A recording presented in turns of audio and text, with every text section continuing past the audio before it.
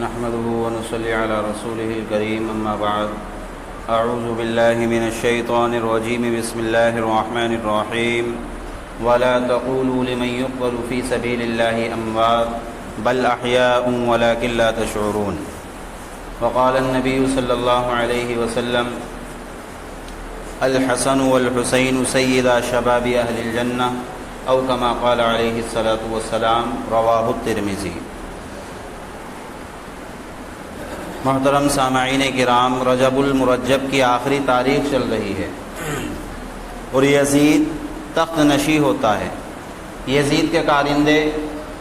مدینہ کے گورنر کے پاس پہنچتے ہیں اور اس کو اس بات کا پابند کرتے ہیں کہ جن لوگوں نے ابھی تک یزید کے ہاتھ پر بیعت نہیں لی ہے یا وہ پھر ابھی فی الحال بیعت لینے سے خاموش ہے یا جن کے بارے میں یہ خیال ہے کہ وہ بیعت نہیں لیں گے، تو یزید کے کارندے مدینہ کے گورنر کے پاس پہنچ کر کے اس بات کا پابند کرتے ہیں، کہتے ہیں کہ وہ یزید کے ہاتھ پر جلد سے جلد بیعت لے۔ اور جن لوگوں نے بیعت نہیں لی ان میں امام حسین رضی اللہ عنہ اور حضرت عبداللہ ابن زبیر ابن العوام رضی اللہ عنہ جو کہ نواسے ہیں حضرت ابوبکر صدیق رضی اللہ عنہ کے اور اللہ کے نبی علیہ الصلوۃ والسلام کی سالی کے بیٹے ہیں، تو انہوں نے بیعت نہیں لی یزید کے ہاتھ پر۔ چنانچہ مدینہ کے گورنر نے حضرت عبداللہ ابن زبیر رضی اللہ عنہ کو بلایا اور بلا کر کے بیعت کے سلسلے میں بات کی، تو حضرت عبداللہ ابن زبیر رضی اللہ عنہ نے اپنے طور طریقے سے سمجھا بجھا کر کے آپ وہاں سے واپس تشریف لے آئے۔ امام حسین رضی اللہ عنہ کو رات کی تنہائی میں بلایا گیا، تو جب امام حسین رضی اللہ عنہ کو بلایا گیا یہ سمجھ گئے کہ شاید حضرت امیر معاویہ رضی اللہ عنہ کا انتقال ہو گیا ہوگا اور یزید تخت نشی ہوا ہوگا، تو اس کی بیعت کے سلسلے میں بات کرنی ہے۔ چنانچہ امام حسین رضی اللہ عنہ تشریف لے گئے تو امیر مدینہ کے گورنر نے حضرت امیر معاویہ رضی اللہ عنہ کے انتقال کی خبر دی اور یزید کی تخت نشینی کی بات کی۔ امام حسین رضی اللہ عنہ نے حضرت امیر معاویہ رضی اللہ عنہ کے انتقال پر افسوس کیا، انا للہ و انا الیہ راجعون پڑھا اور بیعت کے سلسلے میں کہا کہ گورنر صاحب آپ کو تو مجھ جیسے آدمی سے دن کی روشنی میں بیعت لینی چاہیے، مجمع عام کے سامنے بیعت لینی چاہیے، اس طرح سے رات میں مجھ جیسے آدمی سے آپ کو بیعت لینا یہ مناسب نہیں ہے۔ چنانچہ مدینہ کے گورنر نے کہا کہ ٹھیک ہے آپ تشریف لے جائیے، بیعت کے سلسلے کو بیعت کے معاملے کو صبح دیکھ لیا جائے گا۔ امام حسین رضی اللہ عنہ تشریف لے کر کے آئے اور راتوں رات آپ رضی اللہ عنہ نے مدینہ سے مکہ کا سفر طے کر لیا، اور جب مکہ آپ پہنچے ہیں تو وہاں پر دیکھا حضرت عبداللہ ابن زبیر رضی اللہ عنہ بھی موجود ہیں، انہوں نے بھی بیعت نہیں کی تھی۔ چنانچہ ایک دو دن گزر گئے، سب نے سوچا شاید ادھر ہو ادھر ہو، پھر دیکھا تو معلوم ہوا کہ امام حسین رضی اللہ عنہ اپنے اہل و عیال کے ساتھ مکہ تشریف لے گئے، تو یزید نے مدینہ کا جو گورنر تھا اس کو معزول کر دیا، ہٹا دیا، اور عمرو ابن سعید اشدق جیسے ظالم شخص کو 400 سواروں کے ساتھ میں مکہ مکرمہ بھیجا کہ جاؤ امام حسین رضی اللہ عنہ کو پکڑ کر کے لے کر کے آؤ۔ چنانچہ وہ لشکر لے کر کے پہنچے۔ جب مکہ مکرمہ میں پہنچے تو چونکہ مکہ دارالامین ہے، دارالامن کی جگہ ہے، دارالامن ہے، بلد الامین ہے، اور وہاں پر چیونٹی کو مارنے کی بھی اجازت نہیں ہے، تو یہ عمرو ابن سعید اشدق یہ ظالم شخص تھا، لیکن اس کو بھی ترس آیا کہ یہ تو نواسے رسول ہے اور ہم ایسی جگہ ہے جو بلد الامین ہے مکہ مکرمہ، تو یہ شرمایا اور شرم کی وجہ سے واپس آ گیا۔ چنانچہ 5 مہینے تک امام حسین رضی اللہ عنہ مکہ مکرمہ کے اندر مقیم رہے اور لوگ دور دراز علاقوں سے، قریبی علاقوں سے زیارت کے لیے تشریف لے آتے۔ اس کے بعد امام حسین رضی اللہ عنہ کے پاس کوفہ والوں کے خطوط آنے لگے، وفود آنے لگے، لشکر آنے لگے، اور خطوط میں یہ لکھ کر کے بھیجنے لگے کہ آپ ہمارے یہاں پر تشریف لائیے، اس لیے کہ ہم چاہتے ہیں آپ ہماری قیادت کریں، دینی رہنمائی کریں، دینی سلسلوں میں، دینی معاملات میں، شرعی معاملات میں آپ ہماری رہبری کریں، رہنمائی کریں، ہمیں دین سکھائے۔ امام حسین رضی اللہ عنہ کے پاس جب بار بار خطوط آنے لگے، وفود آنے لگے، لشکر آنے لگے، تو امام حسین رضی اللہ عنہ نے وہاں کے سفر کا ارادہ کر لیا۔ کوفہ جانے کا، آپ نے ارادہ کر لیا۔ تو جب آپ نے ارادہ کیا سفر کا تو صحابہ رضوان اللہ تعالی علیہم اجمعین اس وقت میں موجود ہے، آپ کی اولاد موجود ہے، حضرت عبداللہ ابن عباس رضی اللہ عنہ موجود ہیں، اسی طریقے سے حضرت عمر رضی اللہ عنہ کے بیٹے موجود ہیں، حضرت عبداللہ ابن زبیر رضی اللہ عنہ موجود ہیں۔ تو انہوں نے کہا کہ نہیں، ہم آپ کو کوفہ نہیں جانے دیں گے، اس لیے کہ آپ کوفیوں کو نہیں جانتے، وہ بڑے بے وفا لوگ ہیں اور دھوکے باز لوگ ہیں، وہ دغا باز لوگ ہیں، ہم آپ کو کوفہ نہیں جانے دیں گے۔ امام حسین رضی اللہ عنہ نے کہا کہ ٹھیک ہے، اپنے ارادے کو ملتوی کر دیا، لیکن خطوط بار بار کوفہ والوں کی جانب سے آ رہے ہیں کہ آپ ہمارے یہاں پر آئیے، اور لکھا ہوا ہے خطوط کے اندر کہ آپ ہمارے یہاں پر آئیے، اگر آپ ہمارے یہاں پر نہیں آئے، آپ نے ہمیں آ کر کے دین نہیں سکھایا، ہماری رہبری نہیں کی، ہماری رہنمائی نہیں کی، تو کل قیامت کے دن ہم آپ کا گریبان پکڑیں گے۔ امام حسین رضی اللہ عنہ نے لوگوں سے کہا کہ بتاؤ میں اس وقت میں اللہ کو کیا جواب دوں گا، وہ لوگ مجھے دین سیکھنے کے لیے بلا رہے ہیں، پھر میں کیوں نہ جاؤں۔ صحابہ رضی اللہ عنہم خاموش ہو گئے، آپ کے دوست و احباب متعلقین یہ خاموش ہو گئے، اور پھر کچھ نے کہا کہ آپ اچھا ایک کام کیجئے، آپ جانے سے پہلے اپنے وہاں پر ایک کارندہ بھیج دیجئے، ایک نمائندہ بھیج دیجئے، کسی آدمی کو وہاں پر بھیج دیجئے تاکہ وہ وہاں کے حالات جانے کہ کیا وہاں کے حالات ہیں،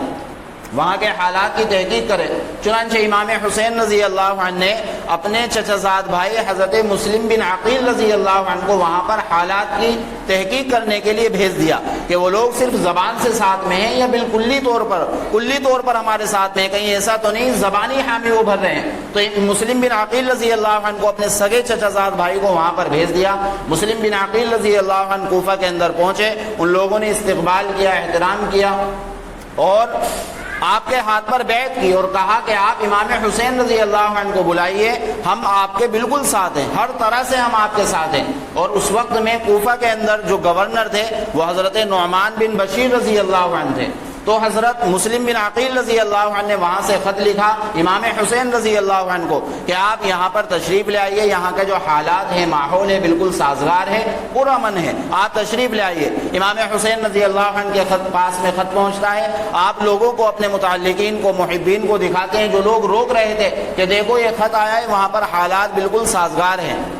چنانچہ امام حسین رضی اللہ عنہ ذی الحجہ کا مہینہ ہے، آپ سفر شروع فرماتے ہیں، اہل بیت سب آپ کے ساتھ میں، آپ سفر شروع فرماتے ہیں۔ اب جس علاقے سے، جس بستیوں کے پاس سے آپ کا گزر ہوتا ہے تو وہاں کے بھی کچھ نہ کچھ لوگ آپ کے ساتھ میں ہو جاتے ہیں۔ اب ایک جگہ پر پہنچے، ایک مقام پر پہنچے تو وہاں پر اطلاع ملی کہ آپ کے بھائی حضرت مسلم بن عقیل رضی اللہ عنہ کو، جن کو آپ نے حالات کی تحقیق کرنے کے لیے بھیجا تھا، ان کو شہید کر دیا گیا، گویا کہ یہ انہونی ہو گئی۔ تو امام حسین رضی اللہ عنہ نے وہیں پر رک گئے اور لوگوں سے مشورہ کیا کہ اب ہمیں کیا کرنا چاہیے، کیا ہمیں واپس جانا چاہیے؟ تو لوگوں نے کہا کہ ہم قریبی ان کے رشتہ دار ہیں اور آپ بھی ان کے بھائی ہیں، اس لیے ہمیں تو قصاص چاہیے، ہمیں تو بدلہ چاہیے، ہم واپس نہیں جائیں گے۔ امام حسین رضی اللہ عنہ کھڑے ہو کر کے اعلان کیا کہ جو لوگ بستیوں والے ہیں، جو ہمارے ساتھ میں آ گئے، کچھ علاقے کے لوگ، وہ واپس چلے جائیں۔ چنانچہ لوگ واپس چلے گئے، اور ابھی یہ اہل بیت کا جو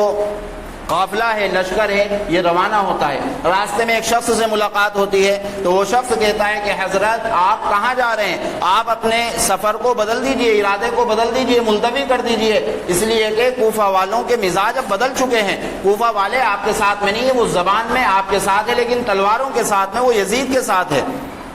یزید کے ساتھ ہے وہ۔ چنانچہ اور امام حسین رضی اللہ عنہ لیکن اپنا سفر نہیں روکتے ہیں، اور وہ شخص کہتا ہے کہ کوفہ کے اندر جو گورنر تھے حضرت نعمان بن بشیر رضی اللہ عنہ تھے، لیکن ان کو معزول کر دیا گیا، ہٹا دیا گیا، اور ظالم شخص کو، ابن زیاد کو کوفہ کا گورنر بنا دیا گیا ہے۔ لیکن امام حسین رضی اللہ عنہ اپنے سفر کا ارادہ نہیں بدلتے ہیں، آپ سفر کو جاری رکھتے ہیں۔ آپ پہنچتے ہیں، وہاں سے ابن زیاد نے اپنے لشکر کو لے کر کے تقریباً ایک روایت کے مطابق 1000 اور دوسری روایت کے مطابق 4000 لشکر کو لے کر کے حر کو بھیجا۔ حر آیا، حر نے آ کر کے کہا